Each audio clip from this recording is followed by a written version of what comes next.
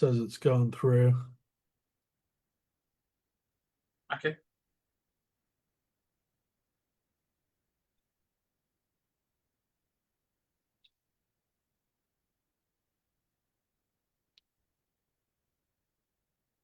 Okay, folks, we did get lift off. Do you see that live, Corey, for us? I do. You're live. Okay, great. Um, well, welcome to Quantum Leap. My name's David, and this is Corey, and we're back with another segment of Quantum Leap. Um, we're going to actually talk about success principles today and some of the fundamentals of this show. I know if this is your first time joining the show, we like to kind of review some of the key things. But first, I wanted to introduce my co-host, Cory. Not Cory, if you don't mind just introducing yourself and tell us what you do. And if you want to say something you like about the show, you're welcome to do that too. Hey, I am Cory Knott, and I am co-owner of Take Wing Coaching. I specifically focus my practice on partners helping people get along in business when they're trying to run the business together, and often have a relationship outside of the business as well. And so, what I love about the Quantum Leap podcast is we're always, interviewing different people, doing different things. So I think we should focus maybe on getting a couple partners here one of these days and talk about that. But it's always interesting to hear what people have to say when working with each other. Yeah, yeah, sounds good. And that's going to be kind of the bulk of what we're doing this season. And I'm kind of working on those guests. So we'll put out more on that soon. And some of the guests coming up. But really we today actually wanted to talk about the success principles, which is kind of inspired by this book, one of the most recent installments. But if you really look at this topic of success principles or laws, it really goes back like over 100 years. And I actually go into some of the quick summary in the new book, Solopreneur, in chapter 5. But first, I wanted to do a little fun quiz with you, Cory, about I realize it's always good to assume there's some people just brand new to the show and this broadcast, and we've been at it for 5 years and we've kind of covered a lot of territory. And I know we can come back to our bread and butter on this show, but I was looking at just a quick little thing like the summary of a strategy for success, the new book or the first book I wrote, really taking some of your and Gail's ideas and a lot of the things from B and trying to write it up as a framework. And that's what we have I had a couple books after that, Industry Leader and Thought Leader, and but it really, I think the fundamentals of this show and our bread and butter is kind of the first few chapters of this book, and it's really what is a quantum leap, how to set up your quantum leap, and why some of these key fundamentals are important to thinking about your quantum leap.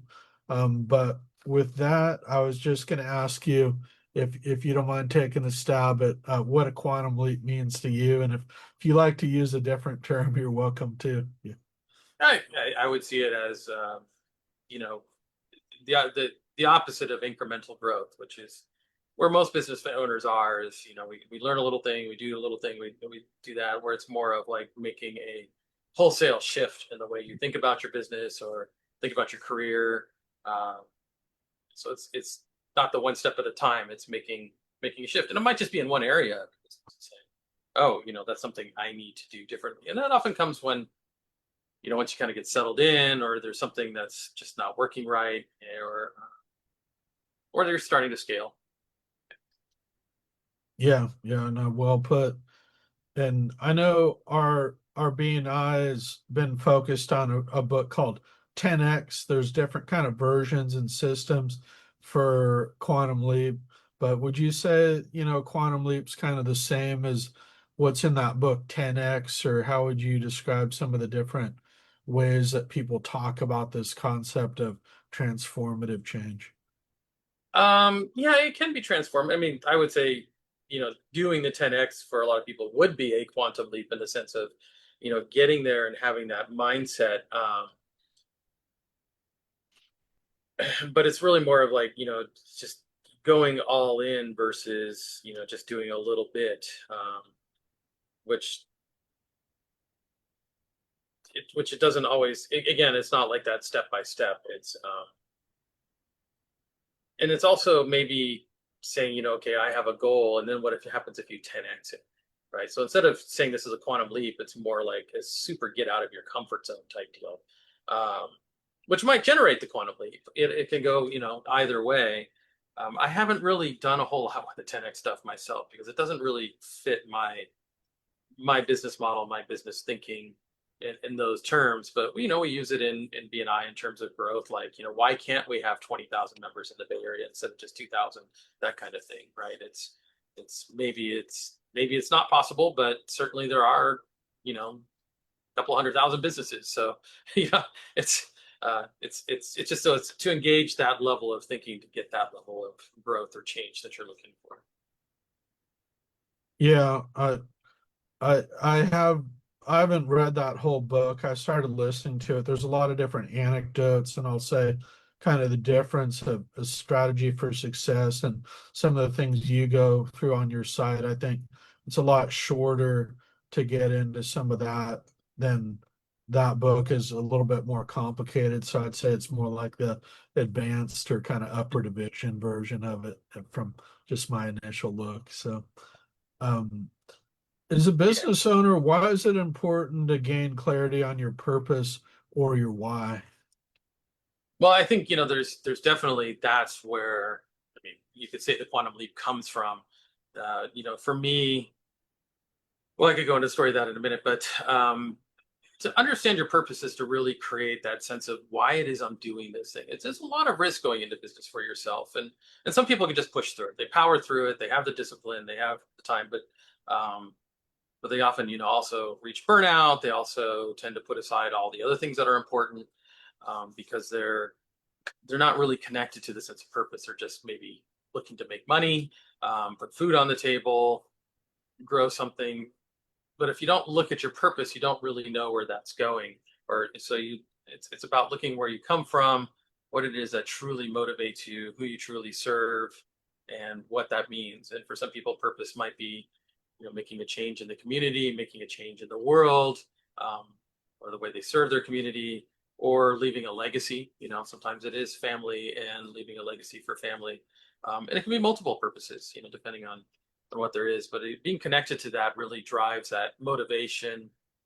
Um, will also give you a sense of like who not to connect to. Right? It's important that when we understand our values, that we then find and work with the kind of people who match our values, and that's much less burnout, much less likely to burn out, because you'll understand what's causing the burnout if you understand your purpose and your why. Excellent. And that brings me to our second to last quiz question about as business people, why do our core values matter? Well, I think it goes to the same thing. It suggests who you want to work with, who you serve, who you want to work with, um, your employees, your vendors, your clients, all these different things, all these different aspects of your business. The more in tune you are with your core values, the more in tune those people will seem to be, right? You'll hire employees based on the values that are in alignment with you. It's just like any other relationship. Do you marry somebody who has, oppositional core values to you? No, it's a recipe for a disaster and divorce and the worst kinds of divorce.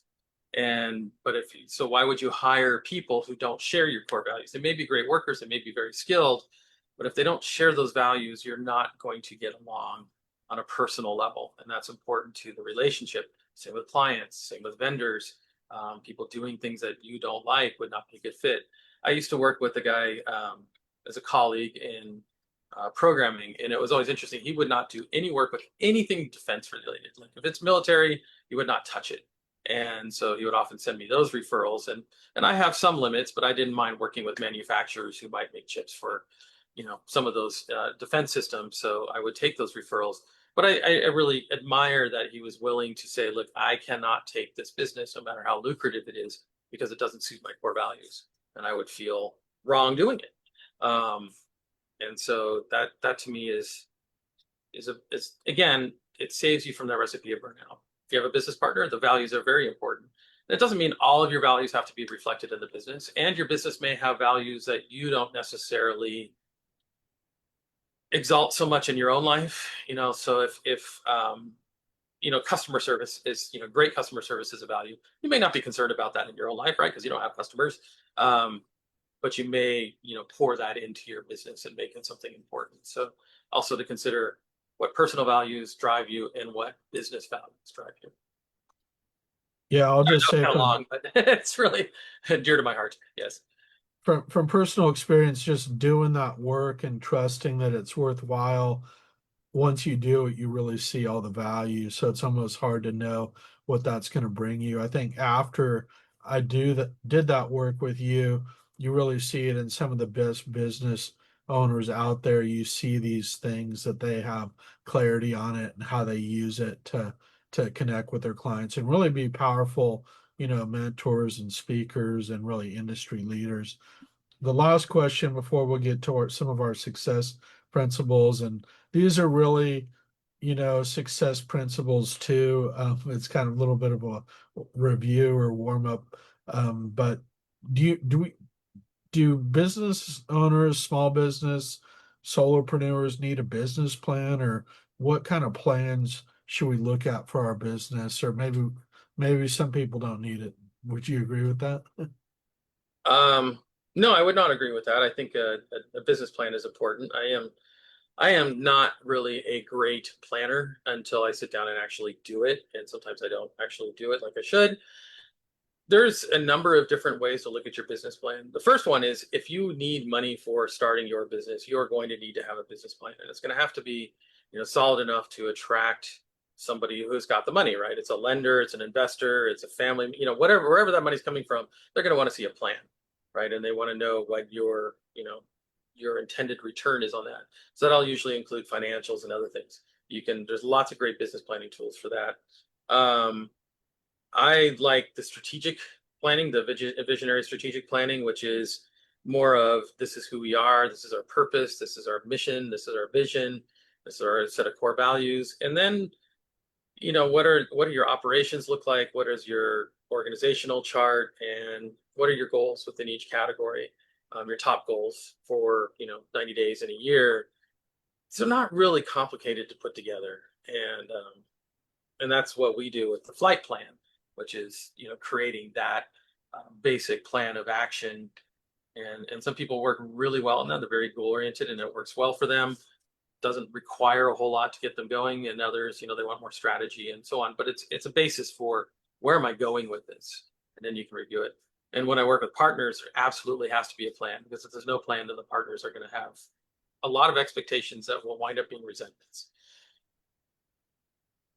Great. And now we'll move to our discussion of success principles. And I'll just say I actually had a chapter 5 of the new text, Solopreneur, but it was in InDesign, so it was eating up too much bandwidth. So we would be moving in slow motion. But I kind of run through the history of these success laws, and I think it really started with this book in large part, Think and Grow Rich, which if you look at the chapters in this book, it's almost a lot of people take this almost as like gospel for being successful as a business. And I think, you know, it has like desire, faith, auto suggestion, specialized knowledge, Yeah. imagination, a lot of things that are really abstract and almost unless you start studying them or you get into these texts, you'd see that they're valuable to business, but you don't, you can't really recreate the wheel. So I just think it's good to go back and look at some of these things that a lot of people have worked on, and up till today with success principles, basically kind of I think so. It's been kind of like 100 years in the making in a large part, and that's his own system. So different people have different systems, and Hmm. I just wanted to talk about a few kind of key examples today of some of these success principles. And one of my favorites is this law of attraction. So I'm going to just share my screen. A couple of these are from um, a number are written up in various books. Uh, the three texts that I put out, but there is one on a few an industry leader that we're going to go to today, and the first was this called Law of Attraction. So I'm going to just get to that chapter and just say a few things about it and about what it is.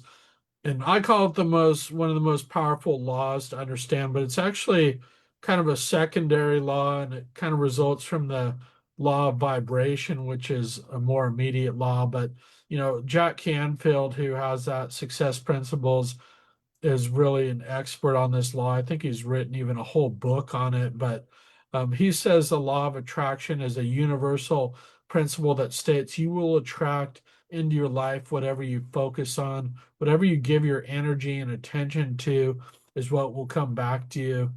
When you focus on the abundance of good things in your life, you will automatically attract more positive things into your life. But if you center yourself on the negative thoughts and only focus on what you lack in life, then you will ultimately attract negativity into your life, and what you most want will continue to elude you. And, I know we were talking about that plan earlier that, when you're focused on a creative plan to produce the results you want, you're going to get more of that. Whereas if you kind of just leave that in your head, everything's kind of vague, Mhm. then you get a little bit more chaos. So I think gaining more clarity on what you want and how to get there is always a good thing. And I actually write up a lot more on kind of the how these different laws relate to each other in solopreneur. But I'm not going to go into more than that right now for that. I did want to go to the next key kind of law is about a positive attitude, which is, a lot of these are just so connected to one another. But this chapter, an industry leader, and these books are available on my website, is the attitude of an industry leader. And Bob Proctor. Well, first I wanted to say, Corey, if you have anything you wanted to say about law of attraction, I actually first heard a lot of that stuff from you and Gail about the importance of it and this concept of abundance, which I know is one of your guys' core values. Yeah, and vision, really having that big vision, and because that's really writing those things down and creates the basis of the plan and the goals, and um, and it attracts people. Vision attracts people to you. It makes them want to be a part of that, and the more you articulate what it is that you're creating, I mean, I'm not after contents of your pocketbook. I'm creating this bigger vision. People want that, right? It's an attractive thing to them. Not just your why, but where is this going? What does this create? And that goes a little bit to the purpose and what is the outcome of that purpose. Great. And Uh, 10x.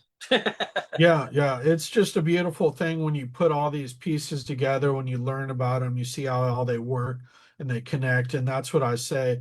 You start firing on all cylinders, and that's what brings the transformative change to your business. But I think it really starts in large part with some of these key laws. If you get these working in your favor, then you start to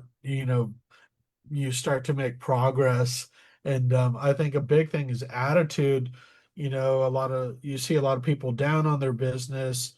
Maybe you see it just how their vibration is in the meeting if they're downtrodden and saying, well, they don't really care about their business. That why are other people going to care about your business if you don't even care about it? So how do I think a key thing is how do you turn your attitude around, and how do you gain a positive attitude? Maybe that's a lot of different pieces, and that's what the intent with these books. But I'll just read a couple thoughts on Bob Proctor, which I think is hugely influential on attitude.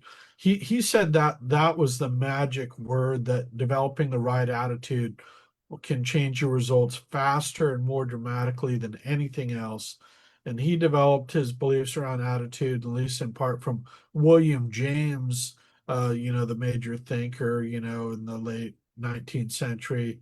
The greatest discovery of my generation was that you could alter your life by altering your attitude of mind. So William James was really just a hugely influential thinker, and what eventually became, Think and Grow Rich and a lot of that, this whole genre of books. So, um, I'm not sure if you've tried to accomplish a goal with a negative attitude. My guess is that you thought about it, but without the belief that we can actually do something, meaning a positive attitude, we rarely ever take constructive action. So if you're stuck, the first thing you got to kind of look at is attitude. And I talk about in the new book really developing this unstoppable faith, or this unyielding faith. If you can get that faith that you're gonna be successful in your business, that is really where you want to get. And there's a chapter on Think and Grow Rich on faith. So I don't know if you have any thoughts on attitude and how to get that resilience that we just need to keep working at our business, and that's what's going to produce the results. Again, it goes back to vision. If your attitude stinks about something, then it's probably, that's the story I got. When I first started coaching, and there's kind of all this stuff in the back of my head is like, why are you leaving this offer business? It's so lucrative. There's money there. It's safe and blah, blah, blah. Though today we might be finding it's not so safe. The I had all that story in the back of my head because I came from very left brain people who believed in doing left brain careers, right? And really discouraged sort of that artistic pursuits and so on. I already had one son doing that, and that was enough. And so I had a lot of that kind of head trash going on, which creates that negative attitude. And that's what I was told: just make your vision bigger, right? So make that vision so big that those obstacles, which are just in our head, not always, but create that negativity, become smaller, right? And the smaller they are, the less, the easier it is to be positive. And, you know, from an NLP or a coaching perspective, negativity is still positive. There is no negative thinking. We always have, our thinking is always in pursuit of a goal. It's just, it's not the goal that maybe we know that we want, right? My goal is to curl up and go back to bed. That's the negative thinking that, achieves that goal, is to give up, to do something else. So if we think of negative thinking as positive towards something that is away from our intention, then how do we become positive towards our intention? I say vision. Yeah. Yeah. No, excellent. And I'll just say a couple of those books that I think really illustrate these kind of different laws, and I think it's great to. That's just my AI note taker that was another one from the 60s is Earl Nightingale, who was hugely influential on Bob Proctor, and this called Lead the Field. It's basically just a quick summary of these different rules. And I'd say this is kind of a system for success that, hey, if you do these 12 things well, you're going to lead the field. A newer one is called Limitless. And all of these have kind of a different tact. I think this is kind of similar to like Tony Robbins style, where it's very, a lot of cognitive stuff that you can do to really generate that positive attitude and faith that you'll be successful and break down barriers, as you say, with vision.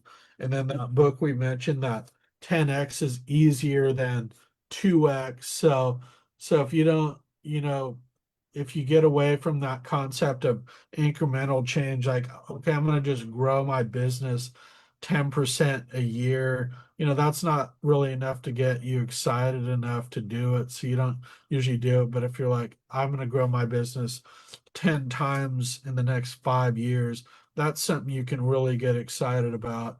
And, you're more likely to be successful. So I don't know if there's any other books that you like or systems out there with some of these success principles about how to get started learning, or a few of those that you Those are might, good.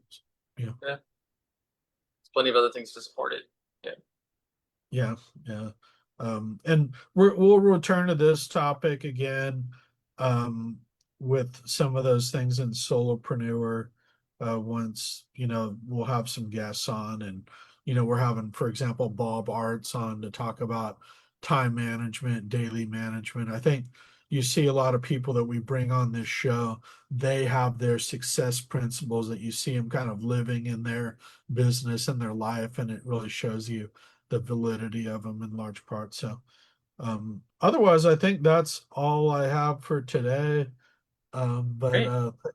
thanks for joining, Corey, and we'll be back. I don't, let me just check if we are um, on next week. Yeah, we do have a segment next week, so we'll bring you a brand new segment with us. And we do have David Toman on next week, Oh, great. photographer. We're going to be bringing on a series of guests here throughout the end of this year and next year. So, folks, thanks for joining us, and have a good work day, Corey. Hi, everyone. Thank you. Thank you, David. Bye, Next thanks. week. I gotta end that.